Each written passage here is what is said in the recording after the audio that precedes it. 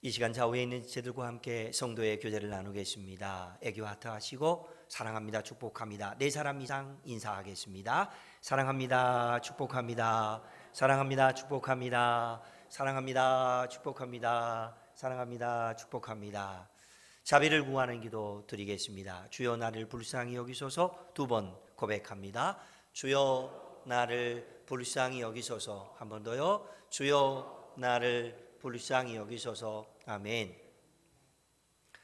최근에 저희 교회에서는 새벽 기도를 할 때 히브리서 말씀을 묵상하고 있습니다.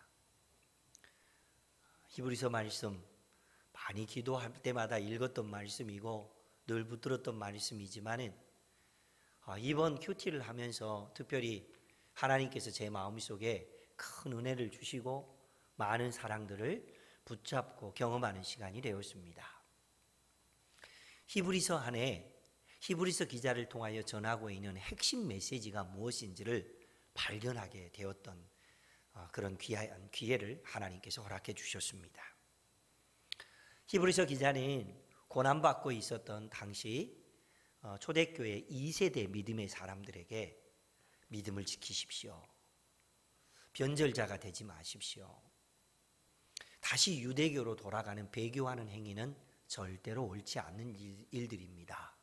이런 말씀들을 기록하면서 그 안에 세 가지 핵심 메시지를 전하고 있었습니다. 그 첫 번째로는 하나님의 안식에 들어가는 사람이 됩시다. 두 번째는 믿음의 도리를 굳게 잡읍시다. 세 번째는 믿음의 초보를 넘어 완전한 대로 나아갑시다.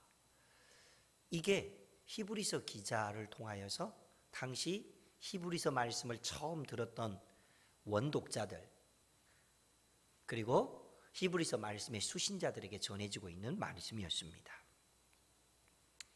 제 안에 궁금증이 생겼습니다.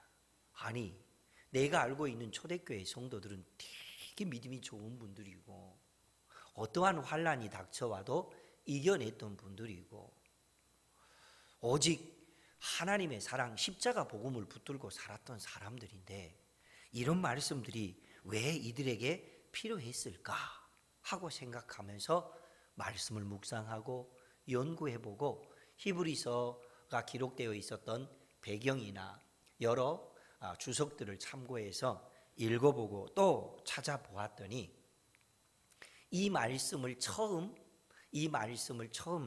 할 수밖에 없었던 이유, 그 대상이 된 사람이 다름 아닌 출애굽하여 광야 생활을 하고 있었던 사람들에게 대한 말씀이었습니다. 이집트에서 종살이를 하고 있었던 이스라엘 백성들이 애굽을 벗어나와서 구원의 사람이 되었습니다. 얼마나 기뻤을까요? 얼마나 뜨거웠을까요?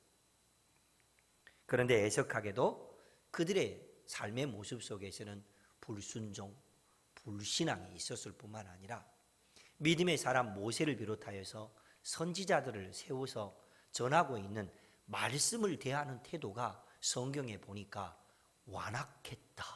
그렇게 기록되어 있습니다. 말씀을 대하는 태도가 완고했다. 그렇게 기록되어 있습니다. 그렇게 생각해 보니까 히브리인들 출애굽을 경험했던 이스라엘 백성들이 참 믿음으로 살 수도 있었을 텐데 왜 그랬을까 하는 마음도 들었지만 동시에 이 말씀을 히브리서 기자가 왜 하고 있었는가 하고 봤더니 예수님의 십자가와 부활 그리고 십자가로 말미암는 놀라운 구원의 은총과 감격으로 뜨거웠던 초대교회 성도들 중에 1세대가 거의 믿음이 약해져 갔거나 혹은 죽었거나 그리고 이제 2세대가 세워지기 시작했습니다. 2세대가 세워질 때에는 AD 60년경입니다. 그때에는 로마의 네로 황제가 기독교를 박해했던 때입니다. 2세대 믿음의 사람들은 예수님을 직접 본 자들도 없고 예수님의 십자가를 목격했던 사람들도 없습니다. 그러니 그들의 믿음이 약해질 수밖에 없었습니다. 그래서 2세대 이 수신자들에게 히브리서 기자가 전하고 있는 영적인 메시지는 하나님의 참 안식에 들어가기를 힘쓰는 사람이 되어야 합니다. 믿음의 도리를 굳게 잡아야 합니다. 믿음의 초보적인 단계를 넘어서서 하나님이 기뻐하시는 완전한 단계로 나아가야 합니다. 이런 말씀을 전하고 있었던 것입니다. 말씀을 묵상하고 기도하다가 제 안에 새로운 질문이 하나 더 생겼습니다. 어떤 질문일 것 같습니까? 출애굽한 이스라엘 백성들, 이스라엘의 초대교회 2세대 신앙인들, 그것도 물론 중요한 것이었지만 제 안에 던져진 질문은 바로 이것이었습니다. 그러면 성경을 읽고 있고 믿음으로 살아가고 있는 우리 아는교회 성도들은 어떠한가? 우리 아는교회 성도들은 하나님의 구원의 참 안식에 들어갈 수 있는 믿음에 준비된 자들이 있는가? 믿음의 도리 곧 신앙 고백을 단단히 붙들고 있는 사람들이 있는가?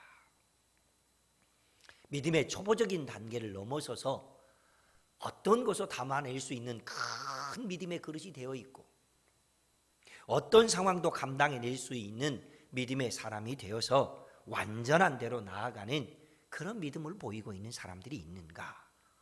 이것을 보게 되었습니다. 제가 그렇게 기도할 때 주님이 저에게 뭐라고 말씀하셨을 것 같습니까? 예, 아니요 이렇게 말씀하셨을까요? 그렇다, 그렇지 않다 그렇게 말씀하셨을까요?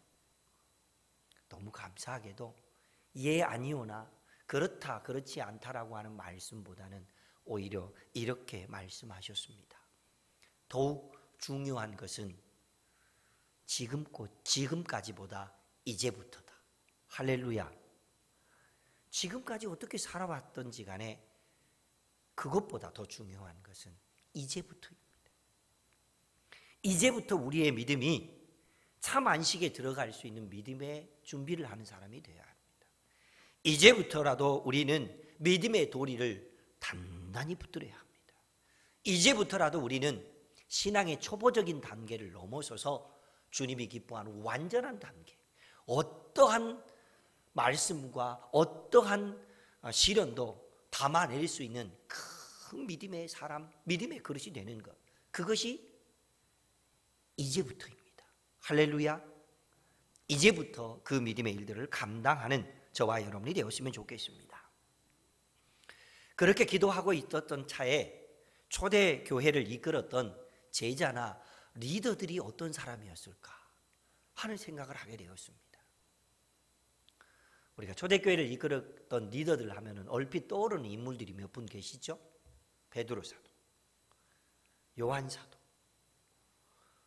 바울 사도, 그리고 예수님의 동생이자 하나님의 뜻을 이루어드린 데 쓰임받았던 야고보, 그리고 예수님을 직접 따랐던 제자들은 아니었지만은 하나님이 기뻐하는 귀한 일들을 아름답게 이루어드린 데 쓰임받았던 마가 요한, 그리고 누가, 이런 사람들이 떠올랐습니다. 그런데 히브리서 말씀과 관련해서 두 번째 내용이었던 믿음의 도리를 단단히 굳게 잡았던 사람이 누구인가 하는 생각을 했더니 가장 먼저 떠오르는 사람은 다름 아닌 야고보였습니다. 왜 믿음의 여러 리더들 중에 초대교회를 이끌었던 많은 믿음의 사람들, 특별히 사도들 중에, 제자들 중에 야고보가 가장 먼저 떠올랐을까요? 그 이유는 야고보서는요, 주 45년경에 쓰여졌습니다. 주 45년경에 쓰여진 야고보서는 신약 성경에 등장하는 많은 마태, 마가, 누가, 요한복음부터 시작돼서 요한계시록까지 있는 모든 말씀들 중에 가장 먼저 쓰여진 말씀입니다. 그래서 이 말씀이 가장 의미가 있겠다 싶어서 야고보서와 관련된 말씀으로 함께 은혜를 나누려고 합니다. 이 야고보는 신약 성경에 야고보는 중요한 인물로 등장하는 사람이 세 분 계십니다. 첫 번째, 요한의 형 야고보. 근데 이분은 일찍 가장 먼저 사도들 중에 순교를 당했습니다. 그리고 두 번째, 알페오의 아들 야고보. 이 야고보는 앞에 있는 요한의 형제 야고보와 구분하기 위해서 요한의 형제 야고보를 큰 야고보라고 하고 알페오의 아들 야고보를 작은 야고보라고 했습니다. 세 번째 야고보가 있는데 예수님의 육신의 동생인 야고보입니다. 그래서 신약 성경 곳곳에서는 예수님의 육신의 동생 야고보를 주의 형제 야고보 이렇게 기록하고 있습니다. 그런데요, 이 믿음의 사람들 중에서 특별히 야고보, 이 야고보서를 썼던 이 야고보가 하나님 앞에서 믿음의 도리를 굳게 잡은 사람이었고 하나님의 참 안식에 들어갈 수 있는 영적인 준비가 되어 있는 사람이었으며 믿음의 초보를 넘어서 완전한 데 이르기까지 성숙한 믿음의 사람이었다는 것을 보게 되었습니다. 그래서 오늘은 이 야고보라고 하는 인물에 대한 탐구를 통하여 하나님 주시는 은혜를 나누도록 하겠습니다. 그러면 오늘 이 말씀의 제목을 어떻게 정할까 하고 고민하다 저는 이렇게 정했습니다. 함께 해봅니다. 고차원의 믿음. 그렇습니다. 우리 저차원의 믿음도 있습니다. 그럼 저차원의 믿음은 또 어떤 걸까? 그건 이따가 살펴보겠습니다. 고차원의 믿음이 있는데 이 고차원의 믿음이 어떤 것인지를 살펴보면 와, 이 사람은 정말 대단한 인물이었구나. 고차원의 믿음을 가진 소유자였구나 하는 것을 알 수 있습니다. 그 첫 번째 내용은 바로 이것입니다. 야고보는 자기소개서에 자신을 쓸 때 아주 특별하게 자신을 소개하고 있었습니다. 야고보서 1장 1절 말씀을 보면 야고보는 이렇게 자신을 소개하고 있습니다. 하나님 말씀을 함께 읽습니다. 하나님과 주 예수 그리스도의 종 야고보는 흩어져 있는 12지파에게 문안하노라. 자신을 누구라고 소개하고 있습니까? 하나님의 종이고 그리스도의 종이라고 소개하고 있습니다.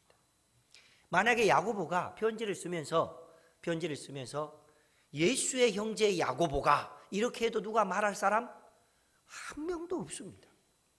사실이니까.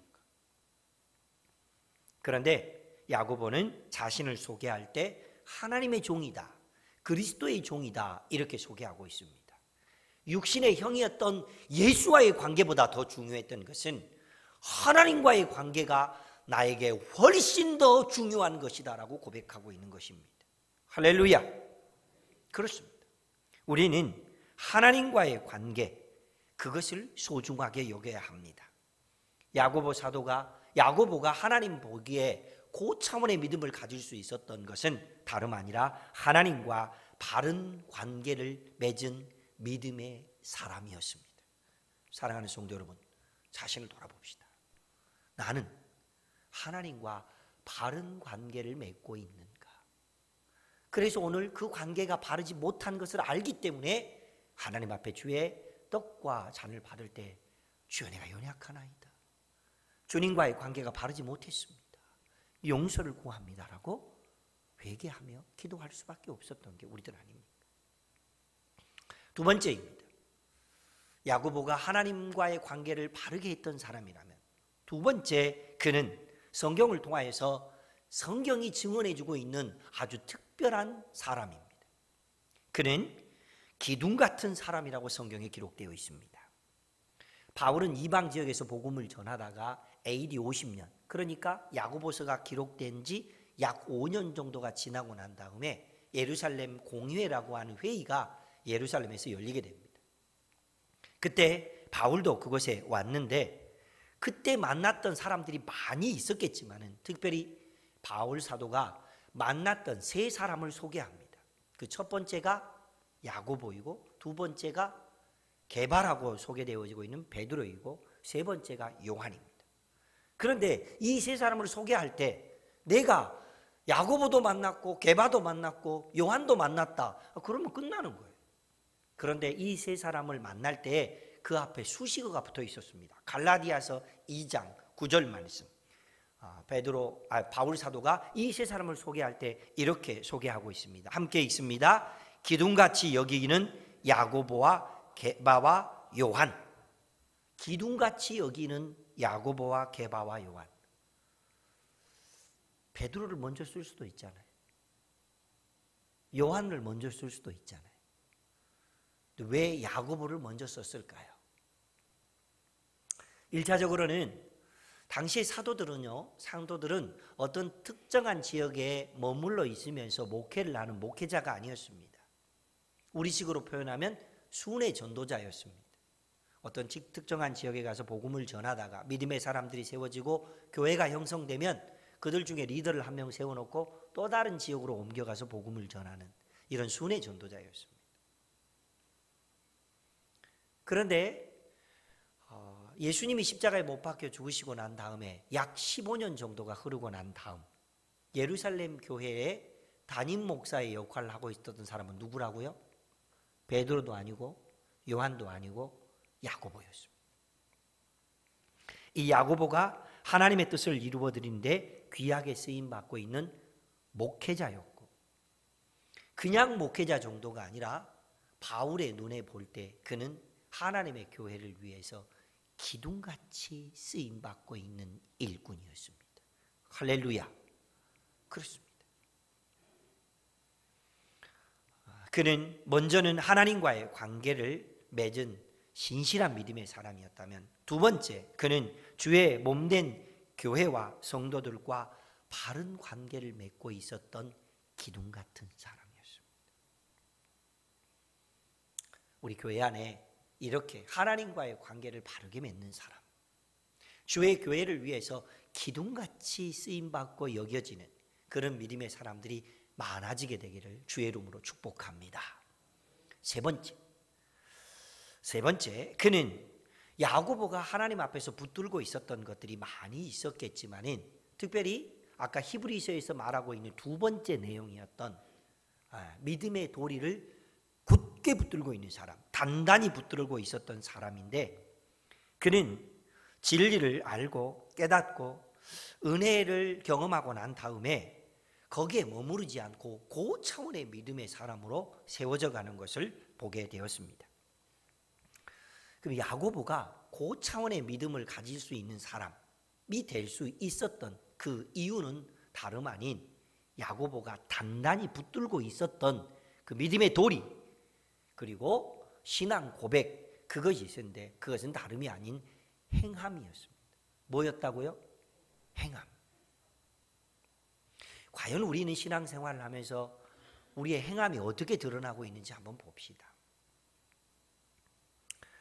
여러분, 그래서 야고보 사도는 앞서 말씀드렸던 것처럼 하나님이 기뻐하는 믿음의 도리를 단단히 붙드는 믿음이 그 차원의 믿음이라면 저 차원의 믿음도 있는데, 그 저 차원의 믿음을 오늘 본문 말씀에서는요 17절, 18절에 소개하고 있습니다. 먼저 17절에 있는 말씀을 요약하면 이런 내용이죠. 17절은요, 행동으로 나타나지 않으면 그 믿음은 죽은 것이다. 행동으로 나타나지 않는 믿음은 그 믿음은 죽은 것이다. 그렇게 말하고 있습니다. 이어지는 19절에서는 그 믿음을 이렇게 말하고 있죠. 마음에만 머물러 있는 믿음은 귀신 같은 믿음이다. 그렇게 말하고 있습니다. 저 차원의 믿음은 죽은 믿음입니다. 저 차원의 믿음은 귀신 같은 믿음입니다. 뭐 보고 귀신 같은 믿음이라고 할까요? 예수님을 믿으면 구원을 얻습니다. 하나님의 자녀로 살아가는 것은 하나님이 주신 복입니다. 이런 기본적인 것들은 다 알고 있습니다. 그래서 이것을 일명 교리를 알고 있는 것이다 라고 말합니다. 교리는 알고 있는데 그것이 행동으로 드러나지 않는 믿음은 죽은 믿음이고 저 차원의 믿음이고 귀신 같은 믿음이다 라고 야고보는 이야기하고 있습니다. 우리의 모습 속에서 그 차원의 믿음을 가지고 있습니까? 행함으로 살아계신 하나님의 능력을 나타내며, 행함으로 하나님이 기뻐하는 공동체를 세워내며, 행함으로 연약한 지체들을 붙들어 세워내는 이것이 하나님이 보시는 그 차원의 믿음, 행함이 있는 믿음이었습니다. 그래서 오늘 본문 말씀에서는 누가 배가 고프다 그러면 배불러라, 따뜻해라, 그렇게 해서 될 일이 아니고 밥이 한 공기 있거든 반반씩 나누어 먹을 수 있는 사람이 되는 것이 진정한 행함이다 라는 말씀을 하고 있습니다. 이것이 어쩌면 육신을 위한 것이었다면 영적인 것을 위한 것을 아주 구체적으로 야고보서 5장 16절에서 야고보 사도는 고차원의 믿음이 무엇인지를 분명히 알려주고 있습니다. 야고보서 5장 16절 다 같이 하나님의 말씀을 한 목소리로 읽습니다. 그러므로 너희 죄를 서로 고백하며 병이 낫기를 위하여 서로 기도하라. 의인의 간구는 역사하는 힘이 크미니라. 아멘. 이 말씀에는 굉장히 놀라운 영적인 비밀이 많이 담겨 있습니다. 의인의 기도는 역사하는 힘이 크다. 병 낫기를 위해서 기도하라. 죄를 고백해라. 다 좋은 말들인 것 같지만은 이 말씀에서 가장 야고보 사도가 가장 핵심적으로 쏟아내고 싶은 단어는 어떤 단어일 것 같습니까? 바로 그 단어는 서로라고 하는 단어입니다. 혼자서 골방에서 열심히 기도하는 사람, 혼자서 말씀을 묵상하면서 진리를 알아가는 사람, 혼자서 교회 일을 누군가 함께 하는 것보다는 혼자서 하는 봉사를 잘 해내는 사람, 이거 아닙니다. 주님께서 고차원의 믿음을 소유하고 있는 사람은 다름이 아니라 함께 하는 사람입니다. 서로 하는 사람입니다. 상호작용이 있는 사람입니다. 이런 사람을 하나님이 기뻐하십니다. 그래서 그렇게 함께하는 믿음의 은혜를 가지고 서로 나 이런 연약함이 있어요. 제가 이 연약함을 이길 수 있도록 저를 위해서 기도해 주세요. 라고 이렇게 죄를 고백하는 것. 약도 먹어보고 의사 처방을 받아서 진료도 받아보고 더러는 물리치료도 받고 다양한 일들을 많이 해보지만 여전히 질병이 낫지 않고 있습니다. 제 연약함을 위해서 기도해 주십시오. 이렇게 서로 기도하고 서로 병 낫기를 위해서 간구하고 서로 죄를 고백하는 이 모습이 하나님이 보시기에 너무 복된 모습이며 진정한 행함이 있는 모습이 되는 줄로 믿습니다. 그때 어떤 일이 일어난다고요? 그때 역사가 일어난다고요. 그렇습니다. 이제는 현대사회가 도시화가 진행되면서부터 또 뭐 다양한 편리주의가 되기 시작하면서부터 공동체보다는 개인주의, 이게 훨씬 우리에게 편하고 익숙합니다. 공동체보다 뭐 서로 하는 것보다는 개인주의, 혼자서 하는 게 훨씬 편하고 좋은 시대가 되었습니다. 무슨 일을 하려고 했다가도 함께 하는 것보다는 위탁, 대리기사 부르면 되고 필요하면 용역 불러서 일하면 되고 이렇게 관계성과 상관없이 돈 주고 해결할 수 있는 일들이 훨씬 편해지는 시대가 되었습니다.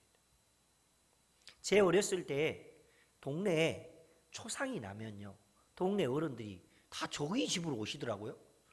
왜 동네 사람이 죽은데 왜 우리 집으로 오지?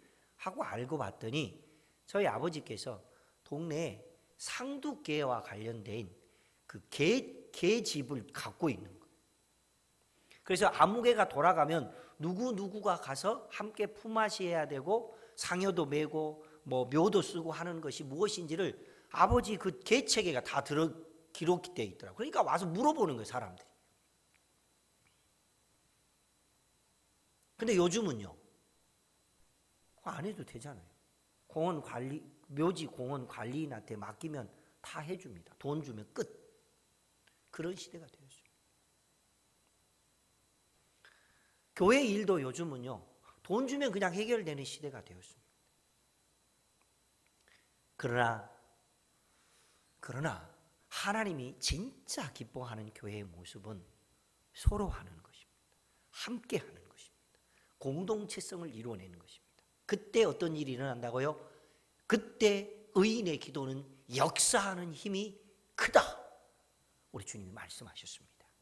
사랑하는 성도 여러분, 우리는 그동안 신앙생활을 해오면서 어떻게 살아왔는지 한번 돌아보시기 바랍니다. 야고보 사도의 믿음, 사람들 앞에 자신을 소개할 때 하나님과의 나와의 관계성 속에서 나는 하나님의 종입니다, 나는 그리스도의 종입니다라고 하는 것을 더 우선하는 모습. 다른 사람들이 볼 때 저 사람은 교회에 기둥같이 쓰임받는 일꾼입니다 하는 모습. 세상 사람들이 볼 때에 저 사람은 하나님을 믿는 사람으로서 그는 진정 함께하는 일을 위해서, 남을 돕는 일을 위해서, 행함을 몸으로 담아내는 일을 위해서 힘쓰는 사람, 이런 사람이 하나님의 교회에서 찾고 싶은 제자의 모습입니다. 바라기는 우리 교회 모든 믿음의 사람들이 야고보 이 믿음의 사람처럼 하나님이 기뻐하는 영적인 지도자로 세워지는 과정 속에 이렇게 주님의 선하신 뜻을 받들어 섬겨내는 하나님의 사람들 되시기를 주의 이름으로 축복합니다. 말씀을 정리합니다. 야고보가 하나님 앞에 보인 믿음이 어떤 것인지를 찬찬히, 행함을 강조했던 그의 믿음이 무엇인지 찬찬히 살펴보았더니 그는 다름이 아닌 관계 성공자였습니다. 하나님과 자신과의 관계를 성공한 사람이었습니다. 교회와 교회의 성도들과의 관계를 성공한 사람이었습니다. 받은 하나님의 말씀으로 은혜 받고 성령 체험했다는 걸로 끝난 게 아니라 그 말씀을 세상에 담아내고 녹여내고 섬겨내는 일을 귀하게 이루어내는 세상과 사람들과의 관계를 성공을 경험하는 믿음의 사람이었습니다. 지금까지 어디까지 해오셨습니까? 지금까지보다 더 중요한 것은 이제부터라면, 지금까지는 하나님과의 관계를 잘하기 위해서 힘썼습니까? 이제는 교회를 위해서 기둥같이 쓰임받는 일꾼이 되어보시기를 축복합니다. 그리고 내가 믿는 이 믿음으로 나 아닌 다른 사람, 공동체를 서로 협력하여 힘을 실어주며 하나님의 놀라운 사랑을 이루어내서 하나님과의 관계도, 교회와의 관계도, 사람들과의 관계에도 성공하여 나는 관계 성공자가 되었습니다라고 주님께 영광을 돌리는 복된 일꾼들 되시기를 주의 이름으로 축복합니다. 옆에 있는 분을 한번 보시면서 축복하시기 바랍니다. 관계 성공자가 되십시오. 할렐루야. 주신 약속의 말씀을 기억하면서 기도 제목 함께 읽습니다. 함께 읽습니다. 사랑을 실천하고 함께 기도하는 이 믿음의 도리를 굳게 붙들고 행하는 제자가 되게 하옵소서. 사랑을 실천하는 사람, 그리고 서로 함께 기도하는 사람, 이것이 믿음의 도리임을 기억하면서 하나님의 뜻을 이루어가는 귀한 믿음의 사람으로 제자로 쓰임받기를 원하는 마음으로 함께 기도하시고, 특별히 이 일들을 이루어드리기 위해서 앞장서고 있는 우리 장로님들, 또 우리 구역장님들, 권찰님들을 위해서도 함께 기도해 주실 것을 부탁드립니다. 주의 이름을 한번 부르며 함께 기도하겠습니다.